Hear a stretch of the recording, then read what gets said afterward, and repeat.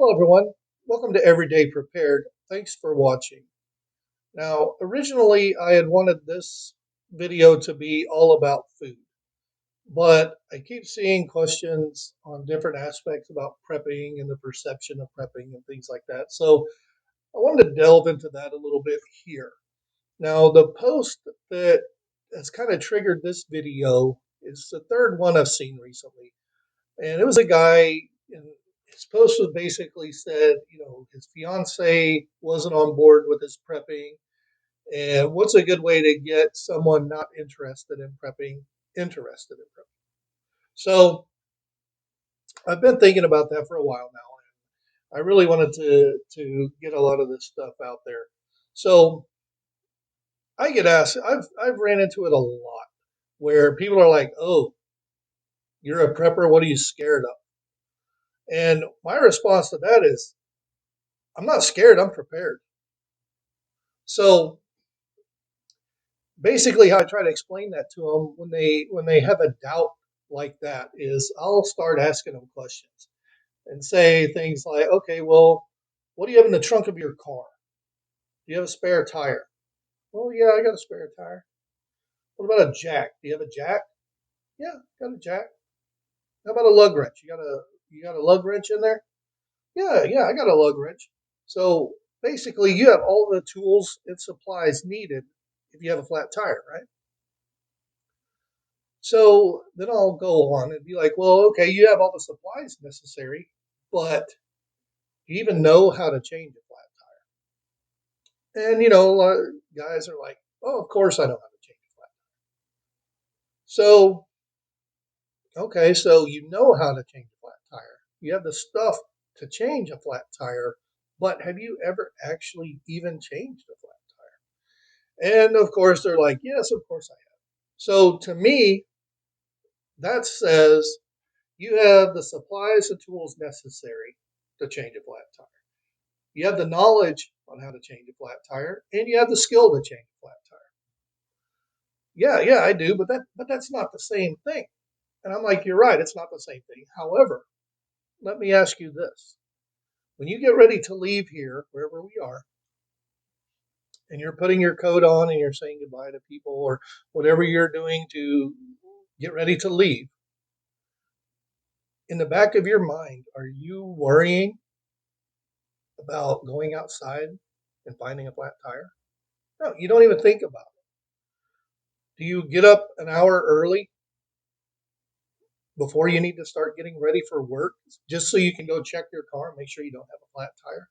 No, because since you have the supplies needed, you have the knowledge necessary and the skills needed to change a flat tire, you don't worry about it.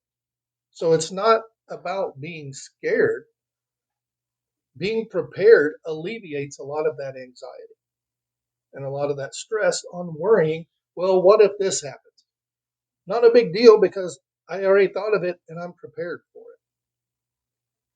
So to people who have those comments of, hey, my significant other is not really on board with prepping, what can I do to get them on board? And a lot of that is more about perception. It's like the guys that ask, oh, you're just scared. But a lot of people hear that label of prepper and they think automatically that you're one of those dudes that was on Doomsday Preppers. You're kind of crazy and not really planned out. You don't really know what's going on, and that is not the case. Um, it is for some people, and that's some people. That's how they operate. That's how they prep. I'm sure you've known someone who's super negative in your life. I know I used to work with a guy that if you gave him $100 bill, he would complain about it. He'd complain, goes, well, nobody wants to have change for $100 bill. What am I supposed to do with this? And there's nothing you can do about those people. Their whole outlook on everything is negative. How I approach prepping is not that's not the way I do it. This is more about positives. I don't sit around worrying about a global catastrophe that's going to wipe out the world. Okay, I worry about things like a flat tire, stuff that happens every day. Now, I know a lot of newer cars, like my Mustang, didn't come with a spare tire. I had to go buy a spare tire. I had to buy a jack. I had to buy a tire iron. So those were all things I did to prepare in case I have a flat tire. Now, some people don't do that. Some people would rather write a check every month for a couple dollars to AAA or pay a little bit extra on their car insurance to have roadside assistance. It's the same thing. You're prepared to have that flat tire. You're not necessarily staying awake at night worrying about a flat tire because you've taken some kind of steps to take care of a flat tire when you have. So, in my experience, when you approach prepping like that, it really helps a lot more people understand where you're coming from and why you do the things you do. Now, a lot of people out there that are prepping, they're all about stuff. And they say, well, if you want to be prepared, you got to go buy stuff. And then after you buy stuff, go buy more stuff. And yes, you have to have stuff. If there's an ice storm and you're stuck in your house for 2 weeks, you have to have stuff. However, when I look at stuff, I don't look at it as buying stuff just to have stuff. I buy stuff that makes me more adaptable. And what I mean by that, let's use an example. I know a lot of people think I don't like MREs and those freeze-dried camping meals. Couldn't be further from the truth. I love them. I don't recommend them if you're just starting out prepping. And we'll get into that in just a second. But I don't recommend them, but that doesn't mean I don't like them. In fact, a month and a half ago, maybe, Carmen just added 2 cases of MREs to our stockpile. So it's not that I don't like them, it's just they don't add adaptability. And what I mean by that is, let's say you have in your budget $200 for food this week. If you plan your meals and plan them right, you can easily feed your whole family for about $100. So you spend $100 on food you're going to eat this week, and you have an extra $100, and you say, well, that's about what a case of MREs costs. I'm going to buy a case of MREs. So you spend your $200, you go to the grocery store, you come home with $100 worth of food. Okay, you put that in your kitchen. You get your case of MREs in, and that goes in the closet. Not used every day, it's not in rotation, it's not helping anything unless there's an emergency and you have to eat them. Whereas the way I approach it is you take that $100, you get your week's worth of food. You take that other $100 and you buy another week's worth of food. So now you have 2 weeks worth of food in your kitchen that you rotate through. Always make sure you rotate it. That when something comes up that's unexpected that you have to spend money on, you can take money from your grocery budget because you now have 2 weeks worth of food in the kitchen. If you walk outside and have that flat tire, and now you have to go spend $100, $150 on a new tire, hey, well, I spent extra money on food, so we can cut back on our grocery bill this week and get that tire. So it alleviates that anxiety of having to replace that tire. So that's why I recommended in the first video for you guys to buy 1 extra meal a week, 1 extra gallon of water. We set our original goal at having 3 days worth of food and 3 days worth of water. So now that it's been about a month, let's look at that. Do we have our 3 days worth of food? Do we have our 3 days worth of water? If we do, that's awesome, man. You made your goal. Now it's time to make a new goal. Make it 7 days. If you have 7 days, make it a month. If you have a month, make it 3 months.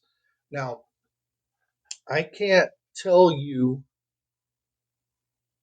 how much food to store in there because I don't know your individual circumstances. Some people have small kitchens. They only have a couple of cupboards to store food in, and they only have a standard refrigerator freezer combo. Okay. How much food you can store in your kitchen is different from somebody who has a walk-in pantry or a standalone freezer. And I know people who have a spare refrigerator freezer in their garage. They just keep beer in. Hey, you can use that too to store food. Doesn't have to just be beer. So I don't know your individual circumstances, but I would say keep going on this path for as long as you can, as you can store this food in your kitchen and still rotate it properly. I know a lot of people have had suggestions like, well, I take my canned goods and I throw them in a big tote and store it under my bed, which is great, but that is hard to rotate that food out. So what you're going to do is every 3 or 4 years, when all that food under your bed is expired, it now has to go away and you have to get new stuff. Now, in the food video, I'll go over some more different storage options for you on where to store food, and I'll show you a couple of the things I have to expand my kitchen size in order to store food. So that's it. Keep on buying the extra meal a week. If you can buy 2 extra meals a week, buy 2 extra. If you can buy four, buy four. Same with the water. If you can buy 2 or 3 gallons a week, buy 2 or 3 gallons a week. We just want to have a good base of food. So when an emergency happens, like a flat tire, or say on the hottest day in the summer, your air conditioner goes out. Now you've got to spend $3 or $4,000 to get your air conditioner replaced. You don't. That's one less thing you have to worry about. You don't have to worry about food during that time because you have it stockpiled up in your kitchen. And that's all I want you to do on your food items this week or this month. Sorry. So we do that. Now I will tell you as far as knowledge for this week. Last couple books we've gotten have been on different herbal remedies and things like that. Kind of the medicine side of homegrown plants. And man, there is a ton of information out there. Different plants you never would have thought can be used instead of aspirin or Tylenol or something like that. So we've really been delving into that lately. But find you some books. And I didn't do it last time. I did mention that it doesn't matter to me if you get paper books or if you get ebooks, but I'll try and find a couple ebook links. So if you're someone who likes the ebooks, I'll have a couple of them in there for you. Do that. As far as your planning and stuff goes, last month I had you sit down with your family and kind of talk about what kind of emergencies are likely to happen in your area. I'd like you to do that again. And that's just to help reinforce what you talked about the first time and see if in the month since you've done that, anyone has any more ideas or anything like that, just to keep it fresh in your mind, to keep an open mind on things like that. And I would also recommend highly that when you go to the grocery store, pay attention to what you pay for the items you like. And what I mean by that is there are some things that I like a certain brand of. There are other things where it doesn't matter. The name brand and the store brand taste the same to me. They cook the same. They're, for all intents and purposes, they are the same. So sometimes I'll get those. But pay attention to how much you're paying for the items you like. And when we get into the food section, I'll explain this a little better, but I want you to really start paying attention now on the brands that I only like one certain brand of. I never really paid attention to how much they cost because that's the one I like, that's what I want, that's what I'm getting. So I never really paid attention. But the stores have a lot of little tricks when they raise prices on things, so you don't really know what you're paying for them.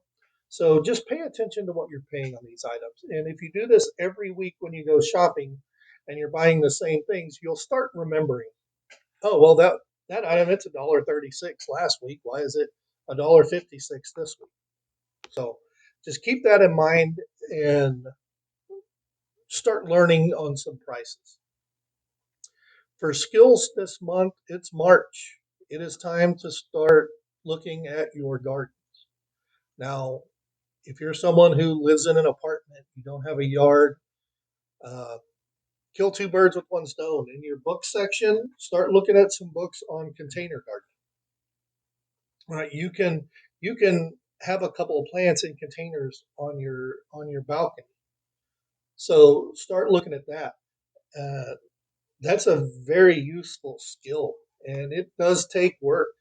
I'm going to say 100.